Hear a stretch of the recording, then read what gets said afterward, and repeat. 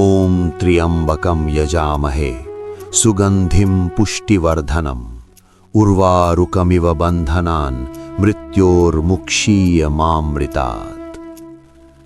হে ত্রিনেত্র, যেভাবে পাকা ফল একদিন বোটা থেকে মুক্ত হয়, সেভাবে মৃত্যুর বন্ধন থেকে মুক্ত করো, কিন্তু অমৃত থেকে নয়। এই মন্ত্র কোনো পুরোহিতের কণ্ঠে উচ্চারিত হয়নি সেদিন, কোনো বিদ্বান পণ্ডিতের মুখেও নয়। এই মন্ত্র উচ্চারিত হয়েছিল একজন নিরক্ষর মায়ের ঠোঁটে, যিনি অক্ষর চেনেন না, কিন্তু প্রতিটি শব্দের ওজন জানেন, বুকের ভেতর দিয়ে, হাড়ের ভেতর দিয়ে। শিবপুর। বাংলার মানচিত্রে এই গ্রামের নাম খুঁজে পাওয়া কঠিন, কিন্তু যদি কেউ শ্রাবণ মাসে এই পথ দিয়ে হেঁটে যায়, তাহলে দেখবে পথের দুপাশে শিউলি গাছ, দূরে একটি ছোট শিব মন্দির, আর তার সামনে প্রতিদিন ভোরে একটি মাথা নত হয়ে আছে। সেই মাথাটির নাম সুমিত্রা দেবী। বয়স ৫৫, চুলে পাক ধরেছে আরও আগেই। দুঃখ চুলকে তাড়াতাড়ি পাকায়। শাড়ির রং সাদা। ১০ বছর হল। স্বামী চলে গেছেন, সেই থেকে সুমিত্রার জীবনের রঙের প্রয়োজন শেষ হয়ে গেছে। সেদিন ভোরে মন্দিরের ভেজা মেঝেতে যখন সুমিত্রা হাঁটু মুড়ে বসলেন, তখন আকাশে সবে আলো ফুটছে। বৃষ্টি থেমেছে কিছুক্ষণ আগে। মাটির গন্ধ এসে ঢুকছে নাকে। ভেজা মাটি, ভেজা পাথর আর ধূপের ধোঁয়া মিলে একটা অদ্ভুত পবিত্রতা তৈরি হয়েছে বাতাসে। দূরে কোথাও থেকে একবার শঙ্খ বাজল, তারপর সব চুপ। শিবলিঙ্গের গায়ে জলের ধারা, বেলপাতা সাজানো, একটি মিটমিটে প্রদীপ কাঁপছে। বাতাস নেই, তবু কাঁপছে, যেন নিজেই জানে আজকের রাত কি নিয়ে আসবে। আজ ১৫তম সোমবার শেষ হল। ১৫টি সোমবার, ১৫টি উপবাস, ১৫টি রাত জেগে পূজা, এবং ১৫টি ভোরে উঠে একটাই প্রশ্ন নিয়ে মন্দিরের বাইরে বেরিয়ে আসা। মহাদেব কি শুনলেন? মন্দিরের উঠোনে সেদিন দুটো মেয়ে কথা বলছিল, গলা নামিয়ে, কিন্তু মন্দিরের দেওয়াল সব শোনে। ১৫টা সোমবার হয়ে গেল, ছেলে কি ফিরেছে? কি আর বলবো, ফেরেনি, ফিরবেও না মনে হয়। পাগলের মতো ব্রত করছেন।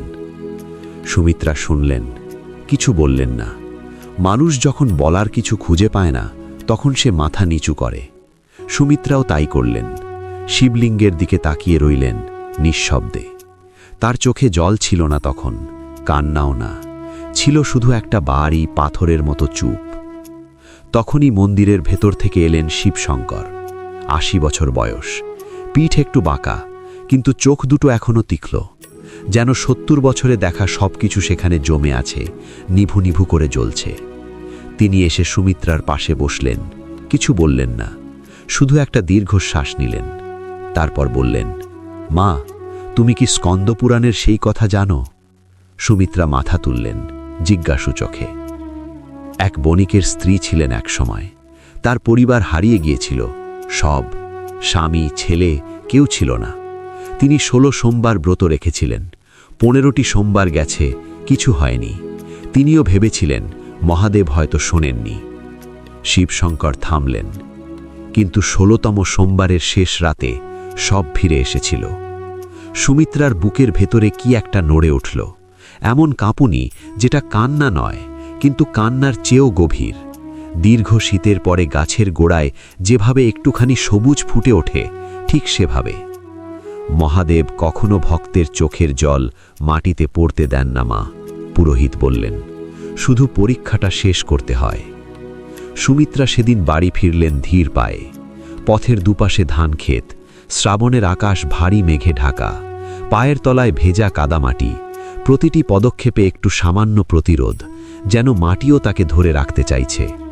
দূরে কোথাও একটা কাক ডাকল, একবার, দুইবার, তারপর থেমে গেল। তিনি ভাবছিলেন রাহুলের কথা। ছোট্ট রাহুল, যে রাতে ঘুম থেকে উঠে বলতো, মা, মাথায় হাত বুলিয়ে দাও। সেই ছেলে এখন কোথায়? কলকাতার কোনো অন্ধকার ঘরে। আজ রাতে শেষ সোমবার। সুমিত্রার ঠোঁট নড়ল নিঃশব্দে। মহাদেব, একটাই শেষ রাত, তুমি শুনছ তো? সেই প্রশ্নটা ঠোঁটে নিয়েই সুমিত্রা ঘরে ফিরলেন।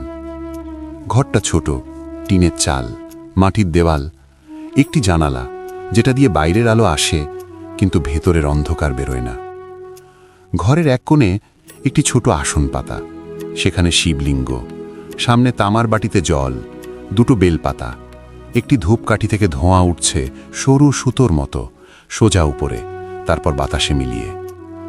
সুমিত্রা রান্নাঘরে গিয়ে বসলেন। উনুন জ্বালালেন না, ঠান্ডা চুলার পাথরে হাত রাখলেন একটু। উপবাসের দিনে রান্নাঘরও ঠান্ডা থাকে। আজ শেষ সোমবার, কিছু খাওয়া নেই, কিন্তু খিদের কথা তার মাথায় আসছিল না। আসছিল অন্য একটা কথা, রাহুলের শেষ ফোনের কথা। 3 মাস আগে রাত তখন প্রায় 11টা। সুমিত্রা শুয়ে পড়েছিলেন। হঠাৎ প্রতিবেশী মিনতিদির ছেলে এসে বলল, কাকিমা, আপনার ফোন।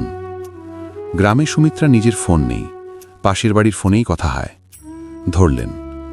ওপাশ থেকে আওয়াজ এলো, ভাঙা জড়ানো, যেন অনেক দূর থেকে আসছে। মা। একটাই শব্দ, কিন্তু সেই শব্দে এত ভার ছিল যে সুমিত্রার হাত কেঁপে উঠেছিল। রাহুল, বাবা, তুই কোথায়, কেমন আছিস? ওপাশে চুপ। তারপর একটা নিঃশ্বাস, দীর্ঘ, ক্লান্ত, যেন বুকের ভেতর থেকে বহু কিছু বেরিয়ে আসতে চাইছে, কিন্তু পারছে না। ভালো নেই মা। কি হয়েছে? আয়, বাড়ি আয়। ফোন কেটে গিয়েছিল, আর রাহুল ফোন করেনি।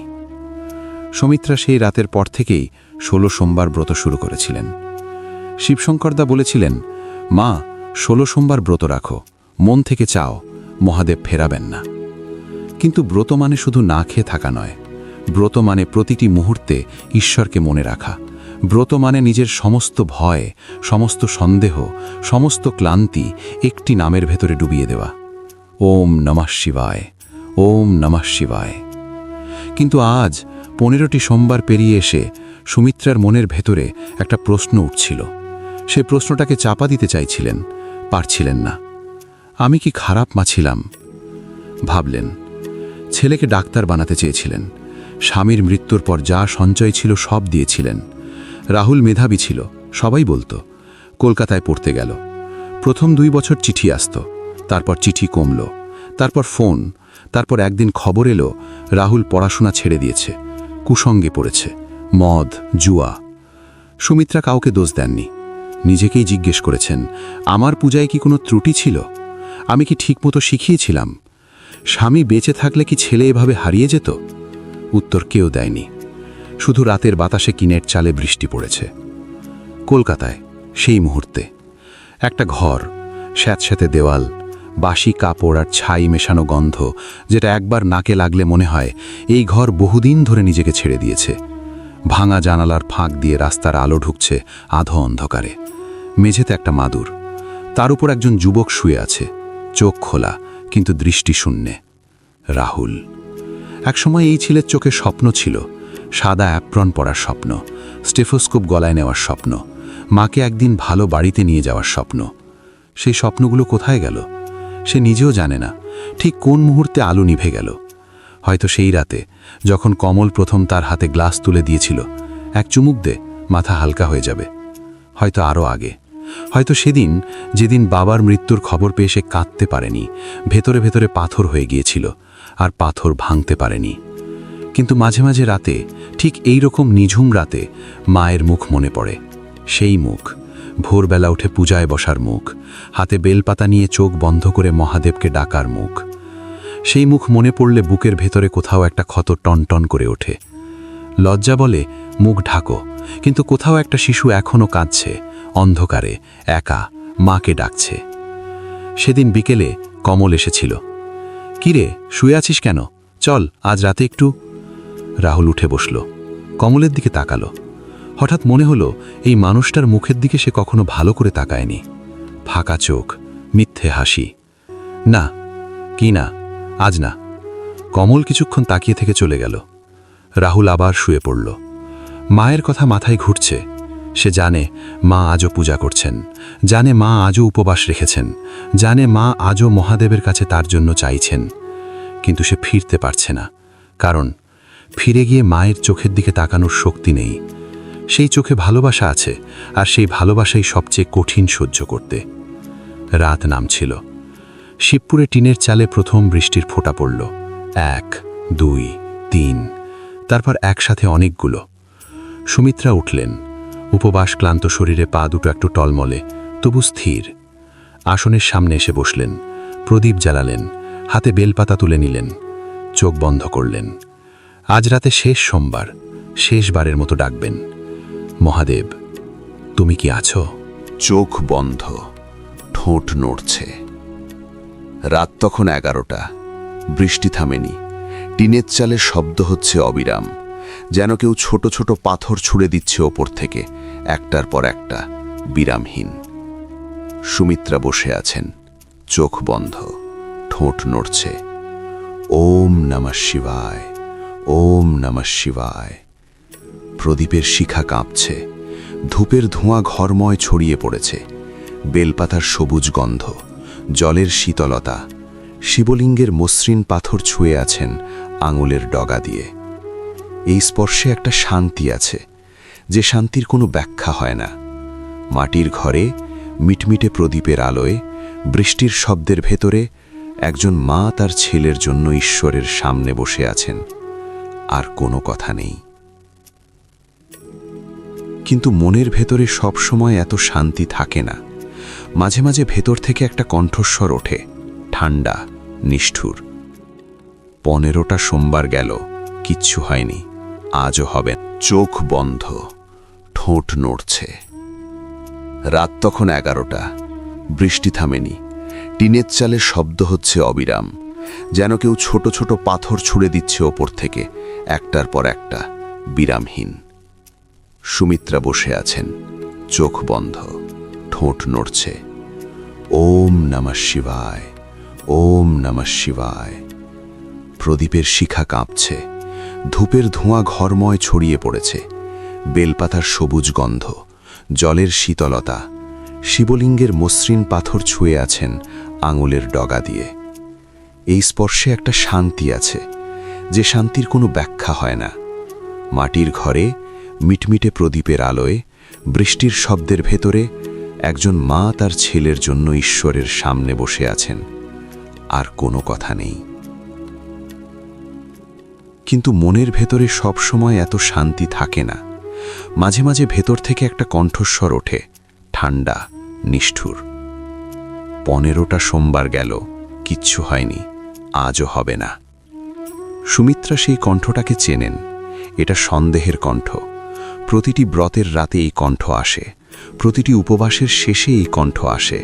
ঠিক যখন শরীর ক্লান্ত, পেট খালি, চোখে ঘুম, তখনই এই কণ্ঠ সবচেয়ে জোরে কথা বলে, ছেড়ে দাও, ঘুমাও, ক্লান্ত হয়ে গেছো।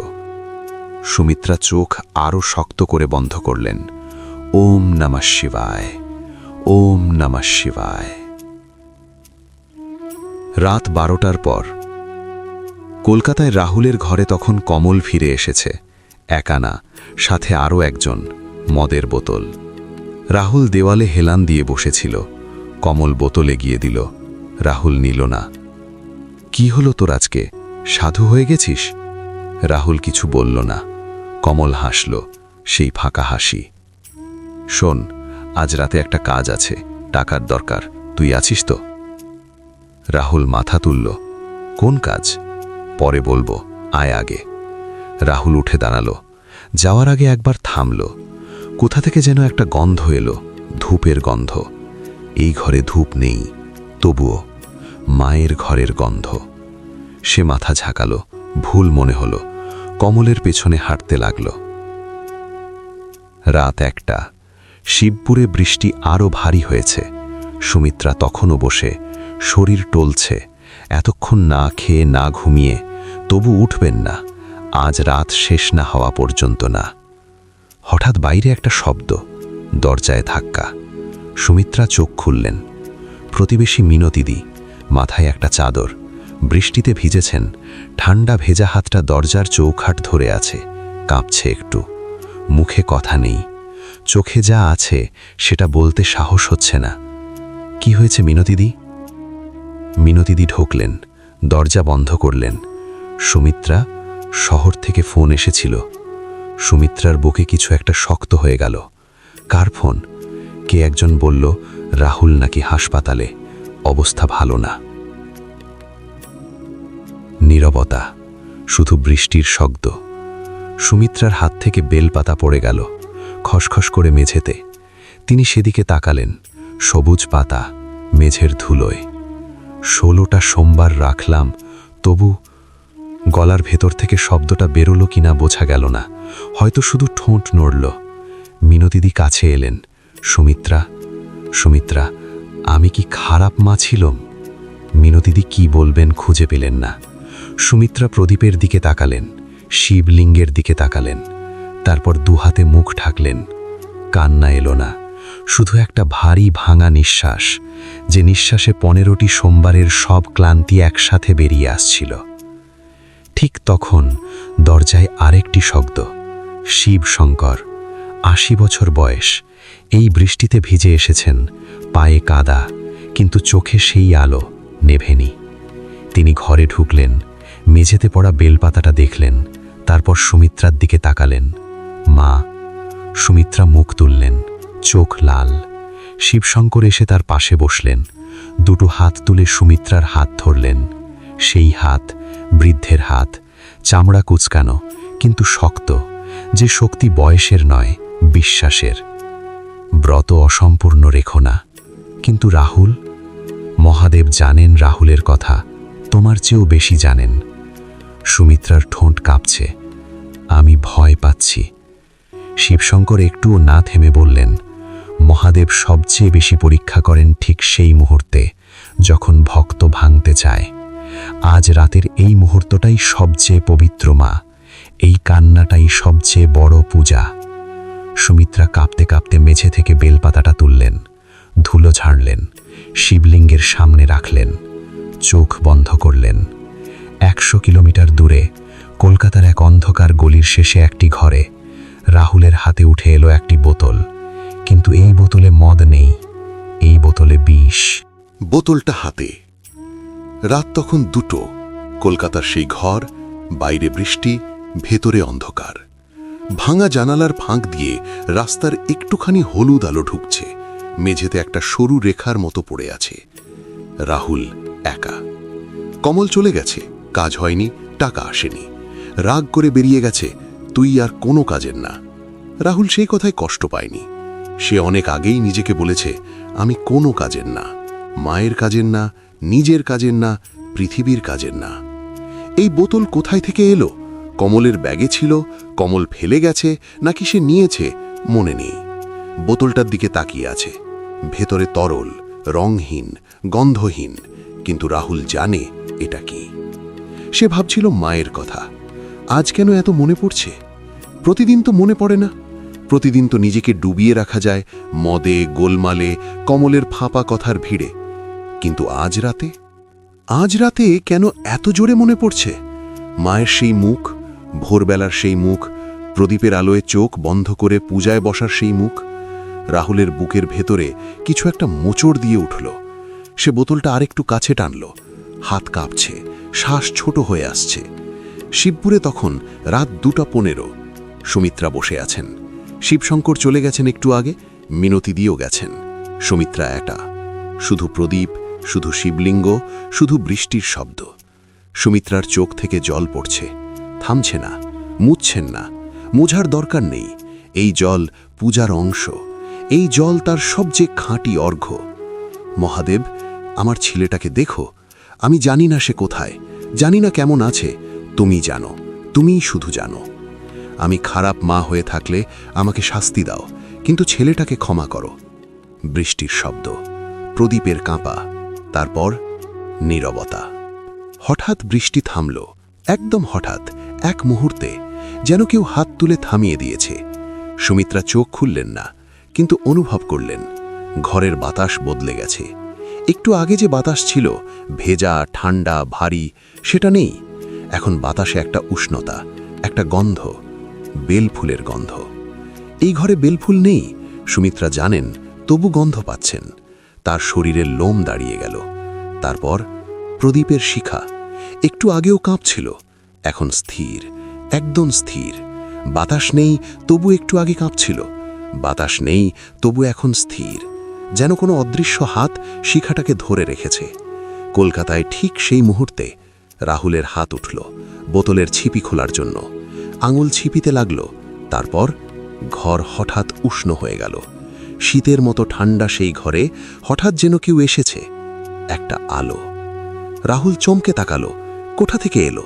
জানালায় নেই, দরজায় নেই, ঘরে বিদ্যুৎ নেই, তবু একটা আলো, মৃদু, কাঁপানা, স্থির। রাহুল উঠে দাঁড়ালো, ঘরের কোণের দিকে তাকালো। সেখানে কেউ নেই, কিন্তু আলোটা সেখান থেকেই আসছে। আর সেই আলোর ভেতরে একটি মুখ, সুমিত্রার মুখ। চোখ বন্ধ, কপালে প্রদীপের আলো, ঠোঁট নড়ছে নিঃশব্দে, গাল বেয়ে জল নামছে। সেই জল কি দুঃখের নাকি প্রার্থনার বোঝা যায় না। পূজায় বসা মায়ের মুখ। রাহুল নড়তে পারল না, পাথরের মতো দাঁড়িয়ে, শ্বাস বন্ধ। সে দেখছে মাকে, মা দেখতে পাচ্ছেন না তাকে, কিন্তু মায়ের ঠোঁট নড়ছে। ওম নমঃ শিবায়।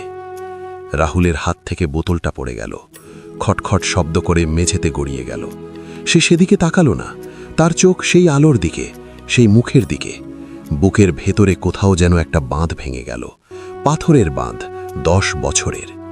চোখ থেকে জল নামল, 1 ফোঁটা, 2 ফোঁটা, তারপর আর গোনা গেল না।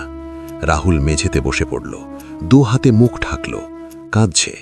সেই কান্না যেটা বাবার মৃত্যুর দিনেও আসেনি, যেটা পথ হারানোর রাতেও আসেনি, যেটা 100টা ব্যর্থতার পরেও আসেনি, আজ এলো। কারণ মায়ের মুখ দেখলে যে কান্না আসে সেটা ঠেকানো যায় না।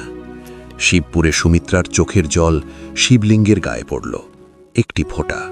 সেই মুহূর্তে প্রদীপের শিখা একটুখানি উজ্জ্বল হলো, শুধু একটুখানি, কিন্তু সেই আলোয় পুরো ঘর ভরে গেল। সুমিত্রা চোখ খুললেন না, কিন্তু অনুভব করলেন বুকের ভেতরে, ঠিক বুকের মাঝখানে একটি হাতের স্পর্শ। উষ্ণ, ভারী না, হালকা, যেন কেউ বলছেন নিঃশব্দে, শুনেছি। সুমিত্রার ঠোঁটে একটা কাঁপা হাসি, চোখ বন্ধ, জল পড়ছে। কিন্তু এই জল আগের জলের মতো নয়, এই জল ভয়ের নয়, এই জল বিশ্বাসের। সেই উষ্ণতা বুকে নিয়ে সুমিত্রা বসে রইলেন, চোখ খুললেন না। বাইরে রাত 3টে, বৃষ্টি নেই, মেঘ নেই, শুধু তারা, অসংখ্য, অগণিত, যেন কেউ কালো কাপড়ে 1000টা প্রদীপ জ্বালিয়ে দিয়েছে। এই বসে থাকাটা আর আগের মতো না। আগে যখন বসতেন, বুকে ভার ছিল, চিন্তা ছিল, ভয় ছিল, মনের ভেতরে 1000টা প্রশ্ন ঘুরত। হবে তো? শুনছেন তো?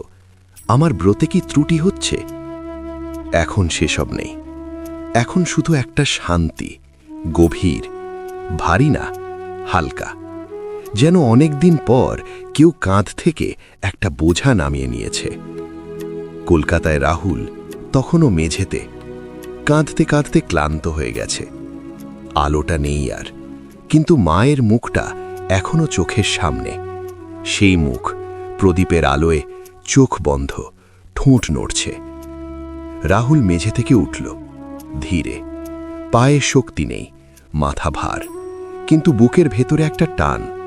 কোথা থেকে আসছে জানে না, কিন্তু টানছে। সে জানালার কাছে গেল, বাইরে তাকালো। কলকাতা রাত, রাস্তার আলো, দূরে একটা কুকুর ডাকছে। সব চেনা, কিন্তু আজ রাতে সব একটু আলাদা লাগছে। সে মেঝে থেকে বোতলটা তুলল, একবার তাকালো, তারপর জানালা দিয়ে ছুঁড়ে দিল। অন্ধকারে মিলিয়ে গেল। রাহুল ঘুরে দাঁড়ালো। ঘরের কোণে একটা পুরনো ব্যাগ পড়ে আছে। সে সেটা টেনে নিল। ভোরের প্রথম বাস শিবপুর যায়। ভোর 4টে। শিবপুরে পাখি ডাকতে শুরু করেছে। সুমিত্রা তখন সবে চোখ খুললেন। প্রদীপ জ্বলছে, শিবলিঙ্গের সামনে বেলপাতা, সব আছে। তিনি উঠে দাঁড়ালেন। সারা রাত না খেয়ে না ঘুমিয়ে, পা দুটো একটু বেসামাল, কিন্তু পড়লেন না। মন্দিরে যাবার সময় হয়েছে। শেষ পূজা, 16তম সোমবারের শেষ পূজা। পথে বেরিয়ে আকাশের দিকে তাকালেন। তারা মিলিয়ে যাচ্ছে আস্তে আস্তে। পূবে আলো আসছে, ভেজা মাটির গন্ধ উঠছে চারদিক থেকে। শিউলি ঝরে পড়ে আছে পথে। সুমিত্রার পা সেই ফুলের ওপর দিয়ে হেঁটে গেল। মন্দিরে পূজা শেষ হল। শিব শঙ্কর পাশে ছিলেন। সুমিত্রা শিবলিঙ্গের সামনে মাথা রাখলেন। অনেকক্ষণ রইলেন, কিছু চাইলেন না, শুধু থাকলেন। কৃতজ্ঞতার কোনো ভাষা হয় না, শুধু একটা মাথা নত হয়ে থাকে। শিব শঙ্কর চোখ মুছলেন। 80 বছরে অনেক পূজা দেখেছেন, কিন্তু আজকের এই পূজা, এই নিঃশব্দ, এই অশ্রুসিক্ত, এই সম্পূর্ণ সমর্পণ তিনি আগে দেখেননি। সকাল 7টা, সুমিত্রা বাড়ি ফিরছেন। পথে শিউলি, পাখির ডাক, দূরে কোথাও কেউ উনুন জ্বালাচ্ছে, কাঠের ধোয়ার গন্ধ ভেসে আসছে। হঠাৎ দরজায় কড়া নাড়ার শব্দ। সুমিত্রা থামলেন, বুকে কিছু একটা লাফ দিল। ধীরে এগিয়ে গেলেন, দরজা খুললেন। রাহুল, চোখ লাল, মুখে কয়েকদিনের দাড়ি, চুল এলোমেলো, পায়ে ধুলো, সারা রাতের বাসযাত্রার ধুলো, 100 কিলোমিটারের ধুলো। হাতে একটা বেলপাতা, কোথায় পেয়েছে কে জানে, হয়তো পথে পড়েছিল, হয়তো কুড়িয়ে নিয়েছে। দুজন একে অপরের দিকে তাকিয়ে, কেউ কথা বলছে না। কি বলবে? 10 বছরের দূরত্ব, 1000টা না বলা কথা, 1000টা ক্ষমা, 1000টা কান্না, এত কিছু কোনো ভাষায় ধরা যায় না। সুমিত্রা একটি পা এগিয়ে দিলেন। রাহুল এক মুহূর্ত দাঁড়িয়ে রইল, তারপর ভেঙে পড়ল মায়ের পায়ে, মাথা রাখল। সুমিত্রা অনুভব করলেন ছেলের মাথার ভার, সেই ভার যেটা 10 বছর ধরে বুকে বহন করেছেন, আজ হাতের তালুতে কাঁদছে। সেই কান্না, একটা ছেলের কান্না যে অনেক দিন পর ঘরে ফিরেছে, যে জানে সে ভুল করেছে, যে জানে মা তবু মাফ করবেন, কারণ মায়ের কাছে কোনো হিসাব নেই।